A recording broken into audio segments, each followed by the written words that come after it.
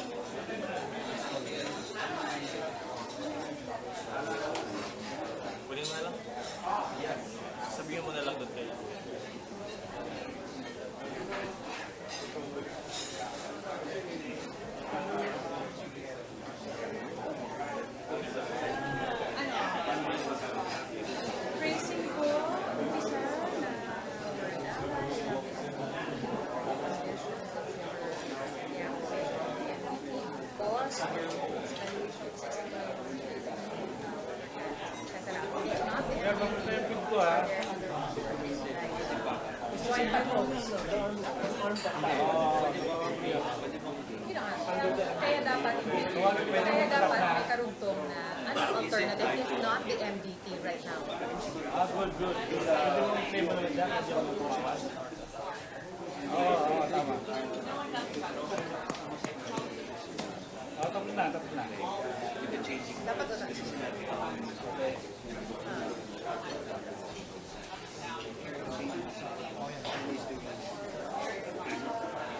Yes, exactly.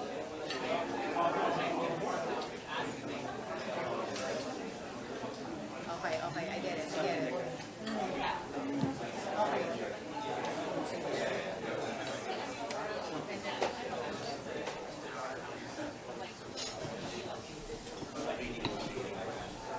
Sige. Yes.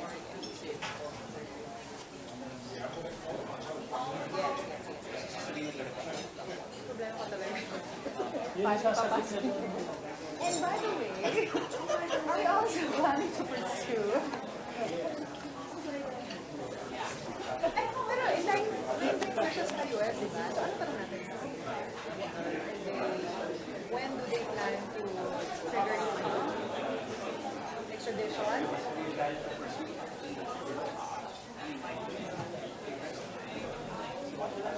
Exactly. Ano? Hindi na-excite naman ako.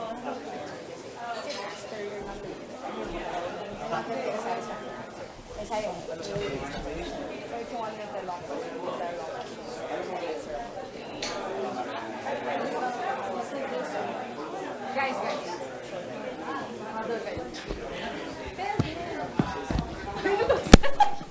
Love you.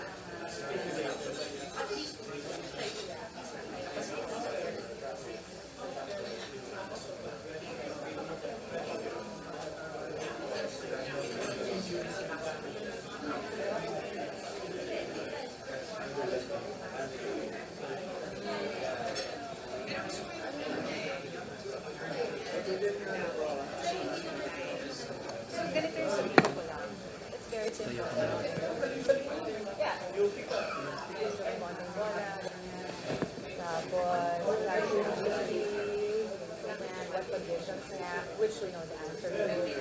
But I guess that, yeah, but I was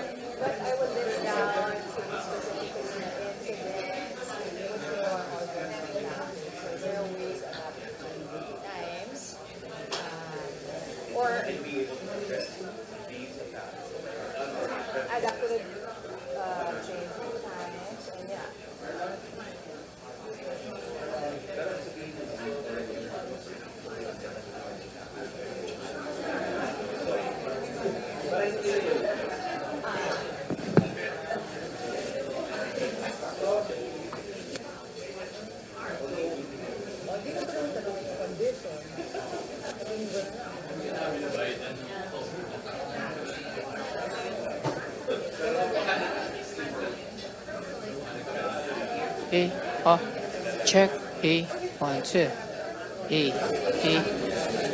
check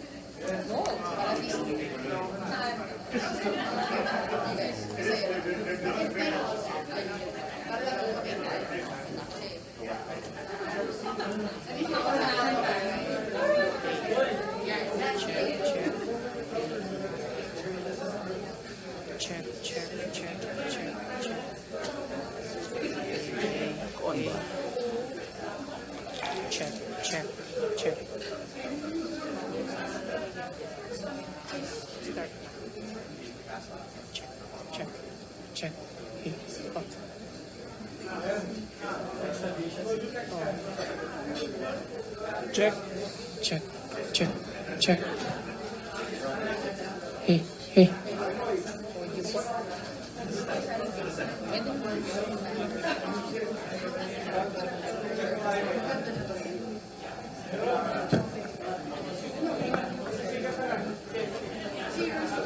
check check 1 2 check 1 2 1 2 check 1 2 check 1 2 check mic check 1 2 3 check okay thank you check check 1 2 check 1 2 check 1 2 check 1 2 check 1 2 check 1 2 check what the fuck check 1 2 check 1 2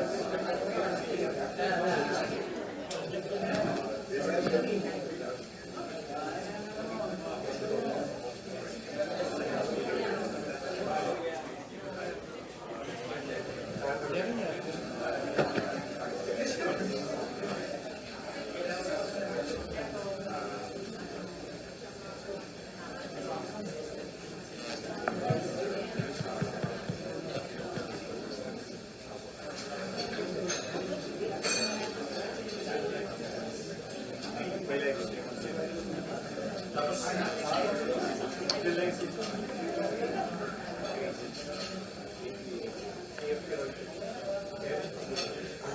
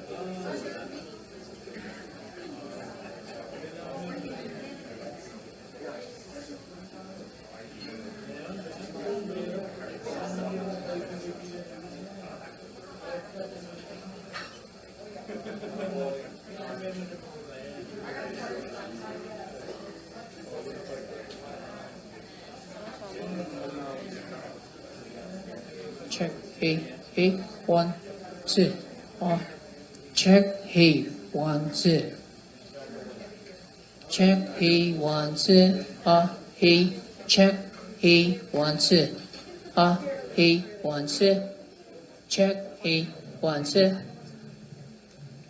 check he 1 2 he check he 1 2 好，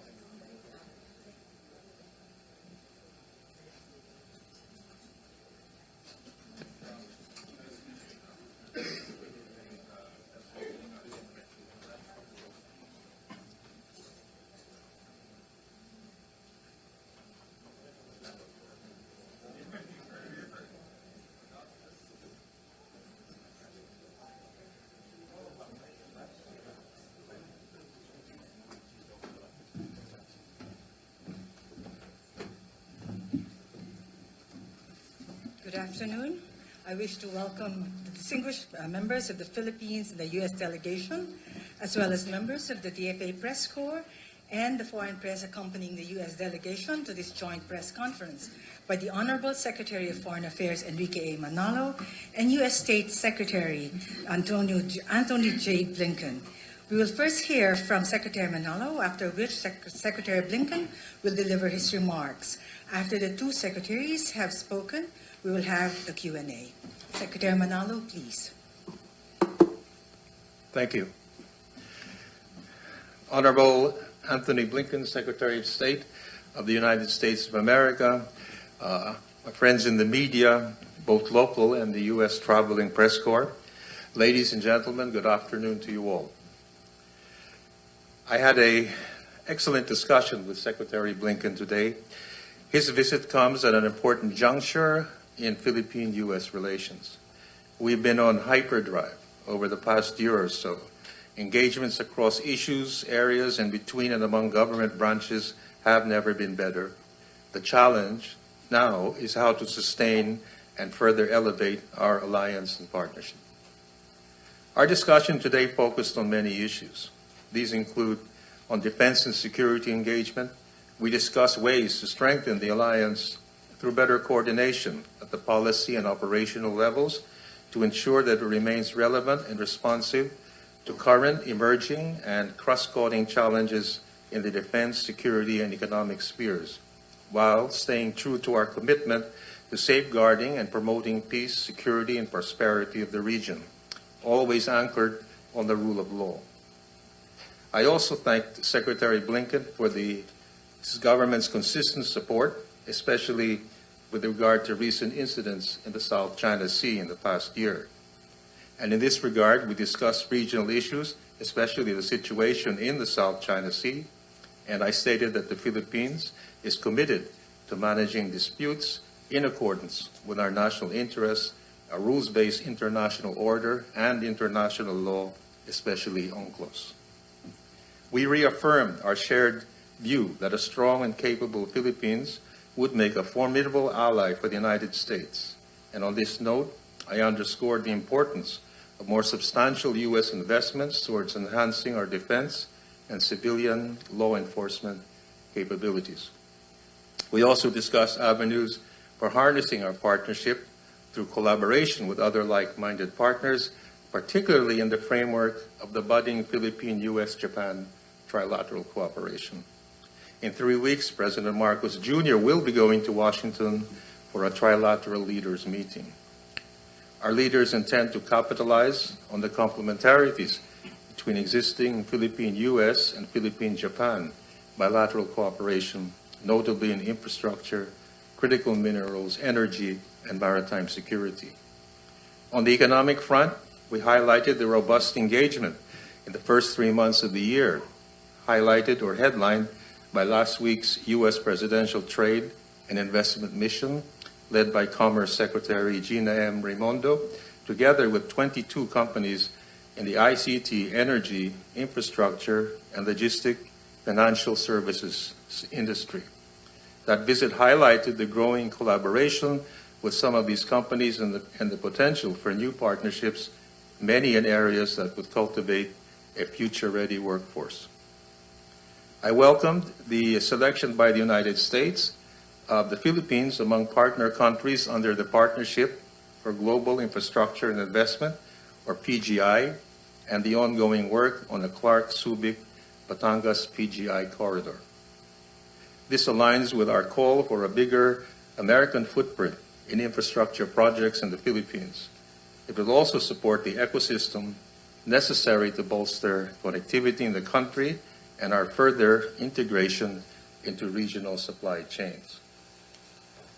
We have our work cut out for us, but I'm confident that we will deliver on our respective countries' and leaders' commitments to giving our people the better life and future they all deserve, marked by peace and stability in the region, a thriving and resilient economy, and an empowered community. I would like to take this opportunity to thank Secretary Blinken for his visit and for visiting us here in the Philippines. Thank you. Thank you, Secretary Manalo. Secretary Blinken, you have the floor. very, very much for the strong substantive exchange that we had today. I'm sorry. How's that? We'll try it again. Start again simply by thanking the Foreign Secretary for the very strong substantive exchange that we had today, as we always do, both between ourselves and with our teams. I was last in the Philippines shortly after the election of President Marcos, and it is fair to say that since then we have achieved remarkable progress in our relationship. The meeting between President Biden, President Marcos, and the White House last May set us on an ambitious course, and I think Ricky said it very well. We've been in hyperdrive, and that's demonstrated by the results we've already achieved, but also by our commitment to doing more together in the interests of both of our countries. The alliance has never been stronger, but we not only have to sustain that, we have to continue to accelerate the momentum. The Philippines is our oldest ally in the Indo-Pacific, more than 70 years working together to promote peace and security in the region. The EDCA expansion is strengthening that further, creating new locations for access to work together on humanitarian assistance, on disaster relief, including, for example, relief after the recent typhoons, and as well as creating greater interoperability, modernizing our military with real and important benefits for local communities. We have a shared concern about the PRC's actions that threaten our common vision for a free, open Indo-Pacific, including in the South China Sea and in the Philippines' exclusive economic zone. Repeated violations of international law and the rights of the Philippines, water cannons, blocking maneuvers, close shadowing, other dangerous operations. These waterways are critical to the Philippines, to its security, to its economy, but they're also critical to the interests of the region, the United States, and the world. It's why we stand with the Philippines and stand by our ironclad defense commitments, including under the Mutual Defense Treaty. Article 4 extends to arm attacks on the Filipino armed forces, public vessels, aircraft, including those of its Coast Guard, anywhere in the South China Sea. Most important is we stand together in our determination to uphold international law for the Philippines, for everyone else, against any provocative actions. As the Foreign Secretary mentioned, we're also deepening our cooperation with partners who share this commitment to a free and open Indo-Pacific. The trilateral with Japan is a very important platform for building even greater stability and deepening peace. Just over the past year, our governments have increased cooperation on a whole host of shared priorities, not only security, but economic cooperation, humanitarian assistance, critical infrastructure. We've had trilateral meetings over the past year to include meetings between myself, Ricky, and our Japanese counterpart, the Vice President, President Marcos, and Prime Minister Kishida, National Security Advisor Sullivan and his counterparts, and this week in Tokyo, Deputy Secretary of State Kurt Campbell will be meeting with his counterparts. All of this leading to the summit meeting between President Biden, President Marcos, Prime Minister Kishida at the White House on April 11th, the first trilateral leader summit with the United States, the Philippines, and Japan. We're constantly expanding this partnership to meet bigger challenges, to seize bigger opportunities, including semiconductors, and you heard the Foreign Secretary reference that. I had a chance today to visit the AMCOR facility, which is quite remarkable. But if you look at what the Philippines is doing in this area, it's already extraordinary. The Philippines has about 20% of the global market for assembly, for testing, and for packaging. And of course, it's a big part of the Philippines economy, representing about 12% of its GDP. But we want to support Filipino manufacturing, decrease dependencies, strengthen global supply chains. In November, we launched a partnership under the CHIPS and Science Act to explore opportunities to grow and to diversify semiconductor supply chains. During the mission that Secretary Mondo recently conducted very successfully, this presidential trade mission last week, we announced plans to invest an additional $1 billion in the Filipino tech sector and to double the number of semiconductor factories here in the Philippines. And we're exploring, as you've heard, opportunities through the growth and investment, global investment and infrastructure program. Transformative investments in infrastructure that could have a major benefit for the semiconductor industry by addressing barriers to investment, including some of the logistics and energy costs. We're assessing additional priority areas for investment: clean energy, transportation, logistics, warehousing, to increase food security, for example. And it's a partnership, I'll just say in conclusion, that is growing day by day in a variety of other areas as well, from cyberspace to artificial intelligence to clean energy to critical minerals to outer space. We very much appreciate the Philippines joining us in sponsoring a resolution at the United Nations on artificial intelligence, the first standalone resolution on AI focused on deploying AI for the benefit of sustainable development.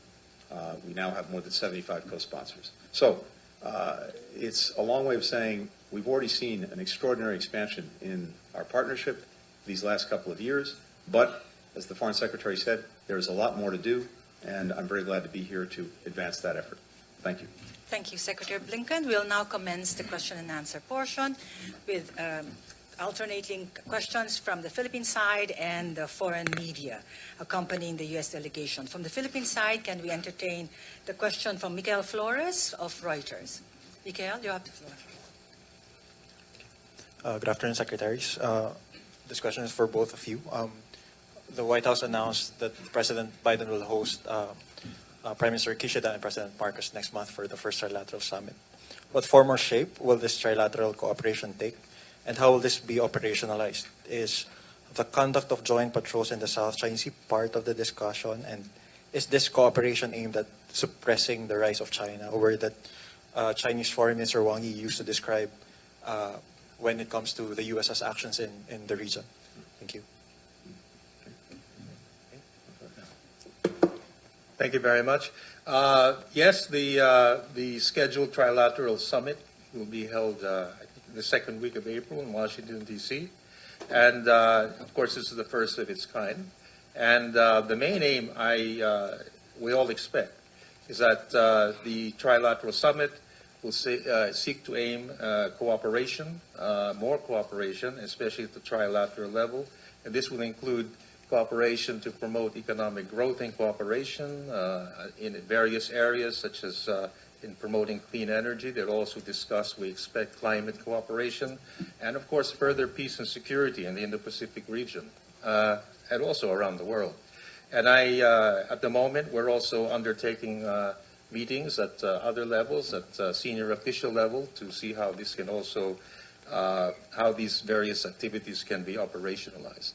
So the basic aim, essentially, is to reaffirm also our historical ties of friendship, our commitment to shared democratic values and a shared vision for a free and open Indo-Pacific, and how to further promote the prosperity, security, and peace of our peoples and of the region. And really, I would just emphasize everything that the Foreign Secretary said, which I agree with. These are three countries that have a shared vision for a free and open Indo-Pacific, and I think a recognition that when we work together, when we collaborate, when we pool our resources, including in terms of economic cooperation, building critical infrastructure, humanitarian assistance, we're stronger when we do it together and bring together all the complementarities that we have. So that's really what the summit's about, as well as our work together to uphold international law, something that all three of our countries feel very strongly about.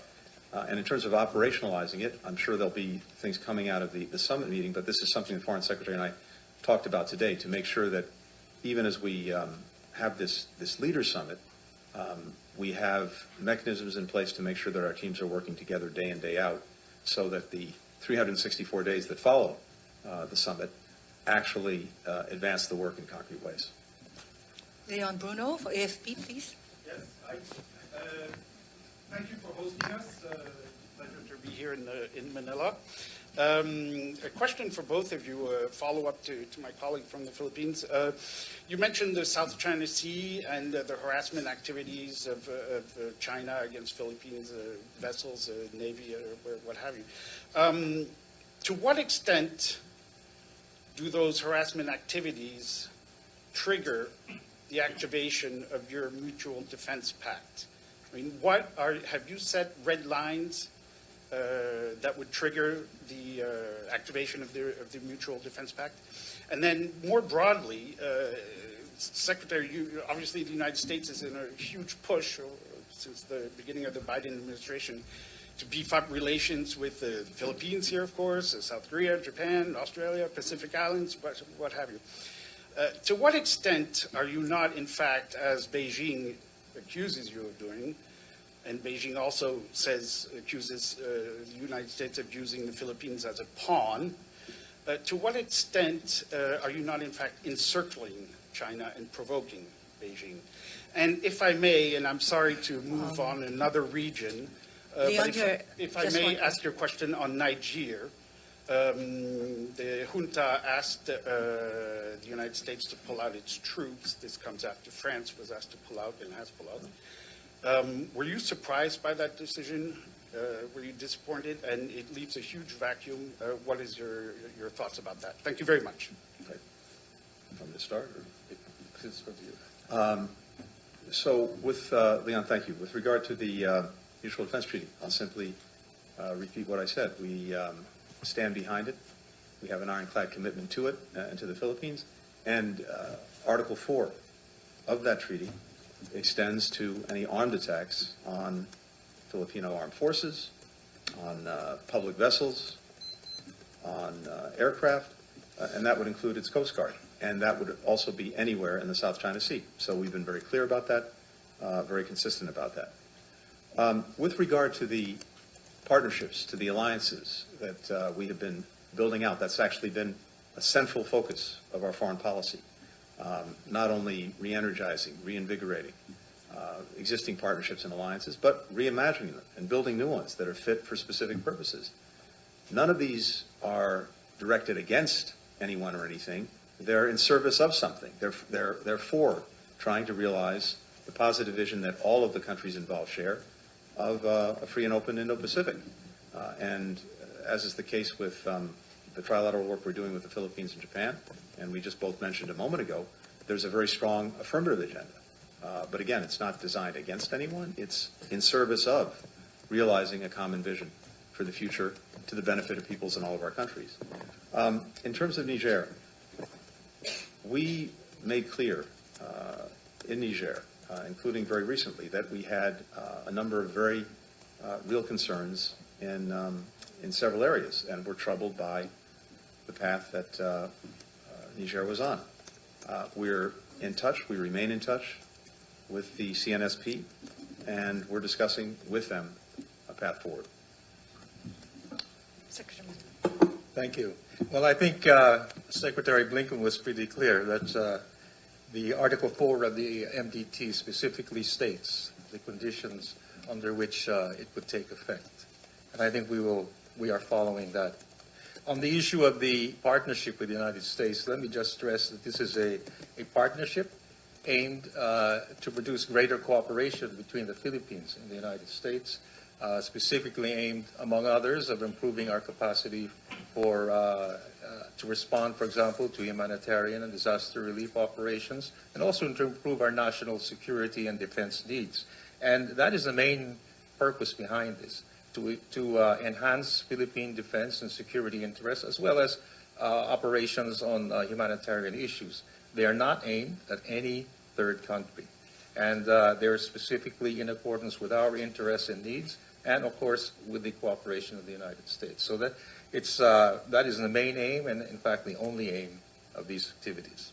Thank you, Secretary. Next set, Zen Hernandez of ABS-CBN.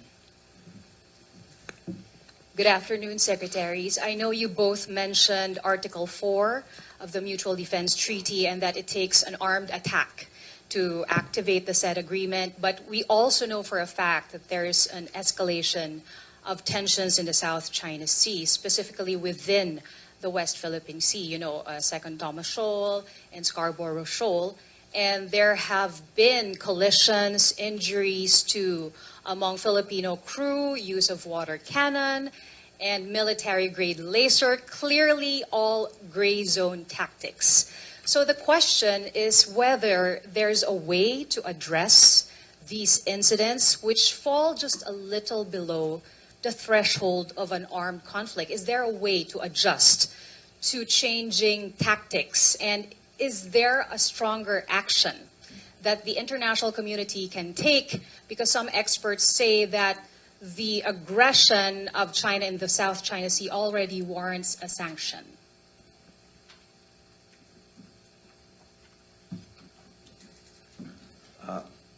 Let me say a few things to that. First, I think the Philippines has been extremely successful in pursuing and asserting its rights under the law, and we've seen that, and the world has seen that. The world has also seen the very actions that you described taken by China in violation of international law and Filipino rights. And the very visibility of those actions, I think, has provoked from a number of other countries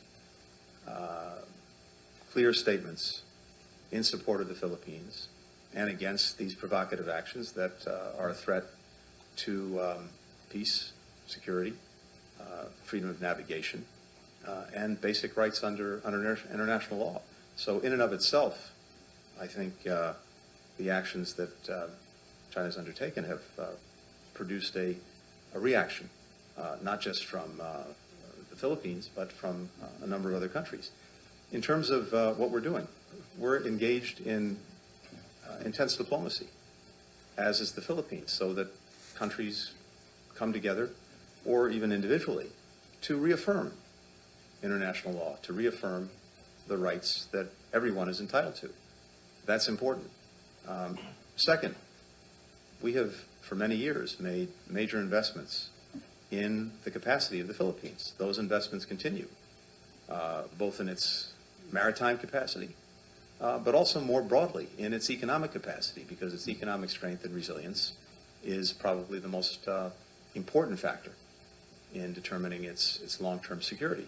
And I just described some of the things that we're looking at doing to carry that forward in even more effective ways. So I think the response really has been and continues to be a comprehensive one, so that the Philippines can be in the strongest possible position to affirm its rights, as it has been doing, and properly so. Yes, in response to your query, I have to repeat that the Philippines has always maintained the policy of addressing any disputes and managing them through diplomatic means and through peaceful means, and we are still committed to that. But when we do so, it is in accordance with our national interests, our sovereign rights, and firmly based on the rule of international law, including maritime law, and more specifically the UNCLOS. And I think we've gotten a lot of support from countries, most especially the United States, and the approach that we have been taking, and we appreciate that very much. At the same time, I think Secretary Blinken already mentioned ways in which we are getting support, and we hope to get continuing support, and that is through economic cooperation, through various means, not only through trade and investment in newer areas such as renewable energy, through climate action, and other similar areas such as infrastructure. And I think this only helps strengthen economic security of the Philippines and our economic resilience. At the same time, cooperation on defense and security measures will also help us enhance our security. So I think all of these work together to provide an appropriate way of addressing our security challenges in our region. Thank you, Secretaries. Tom Bateman, BBC. Thank you very much. Good afternoon, and thank you for hosting us, Mr. Foreign Secretary. Mr. Secretary, if I could start, you've announced this afternoon you're going to travel to the Middle East after being here. That's your 6th trip to the region. There is now a very significant security vacuum in Gaza, which is deepening the catastrophic conditions on the ground for civilians, and especially affecting aid supplies to the north. So I want to ask you, how is this not a harbinger of Gaza's future? We know the US solution is that the Palestinian Authority, reformed, should control Gaza, but Prime Minister Netanyahu has repeatedly rejected this. That position seems integral to the continuity of his government now. So are you able to explain how you will square your position with the Israelis in any other way than Israel having a different Prime Minister? And just to add to that, you made an extremely passionate defense of democracy and the importance of journalism in Seoul yesterday, and the US role in defending that. We know the US is the main military backer of Israel. The Committee for the Protection of Journalists now says at least 95 journalists and media workers have been killed since October the 7th, the vast majority in Gaza, among the huge civilian death toll there. At the same time, Israel and Egypt have still not given independent access to Gaza for foreign journalists to add to the work of local colleagues there. So what steps are you taking to address that? And Mr. Foreign Secretary, if I could just ask, we're months away from an election in the US. I wanted to ask about the commitment that you feel, the value of a US commitment these days, when we've had two different administrations with very contrasting approaches to the value of multilateral institutions. What value can be staked in US promises and commitments made to you? Tom, thank you very much. So with regard to the trip that we'll be taking from here, going on to Saudi Arabia and to Egypt, the purpose is multifold. It's, of course, to push for an agreement on a ceasefire and the release of hostages. As you know, we're intensely engaged on that every single day, and we're doing everything we can to push that forward and to reach an agreement. But it is also to continue the conversations that we started back in January on exactly the question you raised, which is post-conflict Gaza and the arrangements that will need to be made to provide for its governance, for its security, for humanitarian assistance, for its redevelopment. We've been doing a lot of work since January, particularly with our Arab partners, and we'll be pursuing those conversations, as well as discussing what is the right architecture for lasting regional peace. There, too, a lot of work has been ongoing in the last weeks and last months. So that's exactly what we'll be doing there. Beyond that, I can say we've also impressed upon Israel the imperative of having a plan for Gaza for when the conflict ends, which we hope will be as soon as possible, consistent with Israel's needs to defend itself and make sure that October 7th can never happen again. There, as you know, we put out many months ago a number of principles in Tokyo regarding the future of Gaza. We stand by those principles, and the challenge now is to make sure that any plan for the future brings them to light. But that will be very much the focus of this visit. Now, at the same time, as you mentioned, we continue to face a horrific humanitarian situation for children, for women, for men in Gaza. In the first instance, of course, this is something brought about by Hamas, by its actions on October 7th, and by its actions ever since. This could have, as I've said repeatedly, been over many months ago if Hamas had put down its arms, stopped hiding behind civilians, released the hostages, and the world has been relatively silent on that ever since. But, as we've said from day one, it is also absolutely incumbent on Israel, as it acts to defend itself and prevent October 7th from happening again, to make it a priority to protect civilians, those who are caught in harm's way, and to provide for those who desperately need humanitarian assistance. And this is something that we've worked on one way or another virtually every day since. If you look at some of the assessments that we're seeing now, they only underscore the urgency of making sure that this assistance is a priority and that it's sustained. Again, according to the most respected measure of these things, 100% of the population of Gaza is at severe levels of acute food insecurity. That's the first time an entire population has been so classified. We also see, again, according to, in this case, the United Nations, 100%, the totality of the population, is in need of humanitarian assistance. Compare that to Sudan, about 80% of the population there is in need of humanitarian assistance. Afghanistan, about 70%. So again, this only underscores both the urgency, the imperative of making this the priority. We've seen positive actions in the last couple of weeks, including the opening of a new access point that's allowing aid to go both north and south, the increase in the flow of traffic from Jordan into Kerem Shalom, the beginnings of the establishment of a maritime corridor led by the United States, and a number of other places where there's been improvement. Trucks getting to the north for the first time in a long time. But we need more, we need it to be sustained, and we need it to be a priority if we're going to effectively address the needs of people. So that also remains very much a central part of our conversations.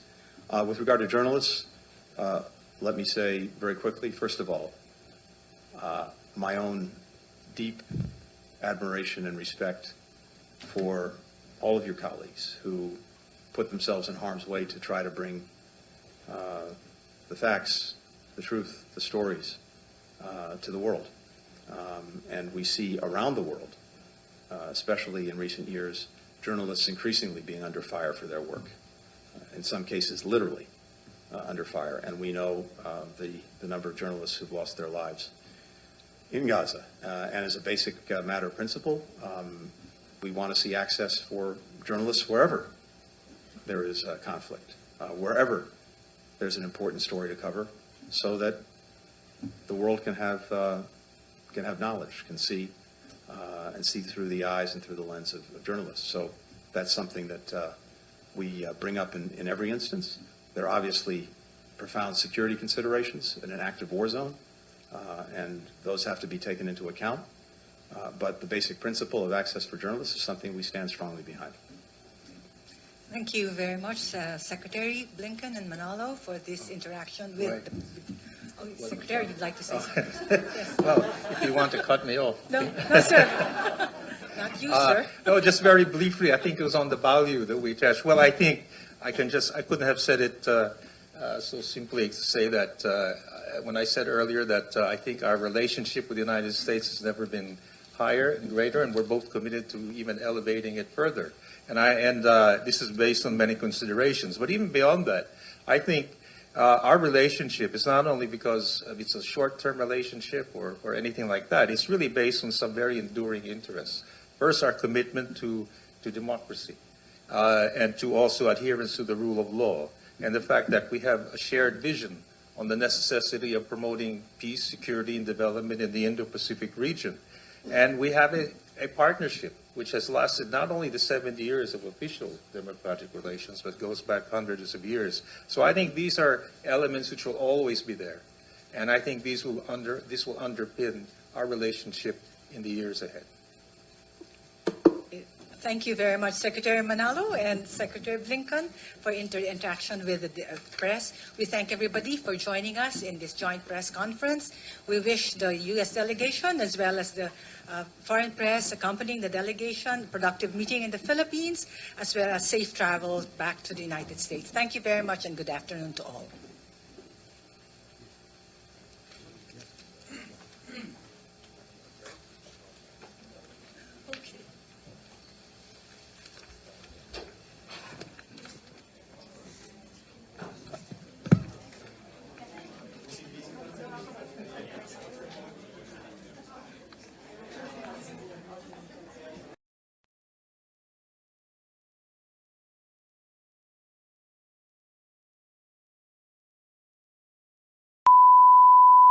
This is the primary audio circuit for the Reuters live service.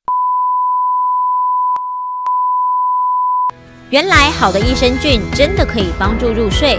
太阳星全效克菲尔益生菌是国家认证 AB 克菲尔益生菌，含7种有身份证的专利活菌，能产生 GABA、色氨酸等助眠因子，难怪吃了更快入睡，也睡得更好。太阳星全效克菲尔益生菌也是台湾市场上唯一添加克菲尔乳杆菌 M1 的产品，这是由台湾知名的大学季转，对季节敏感、调整体质的朋友真的是一大福音。还有这支还添加被称为超级食物的羽衣甘蓝萃取物，不少研究都指出，十字花科蔬菜有助抗炎及防癌。像是羽衣甘蓝含有高量的叶黄素、贝塔胡萝卜素、维生素 K、维生素 C、叶酸等丰富营养素。太阳星全效克菲尔益生菌专利制成，无塑化剂、无重金属、无人工添加物、无410项农药、无香料调味剂、无防腐剂、无色素，7大保证、7大认证，觉得好安心。每日克菲尔，时刻美好 ，Good feel，feel good，快点购下单！太阳星全效克菲尔益生菌。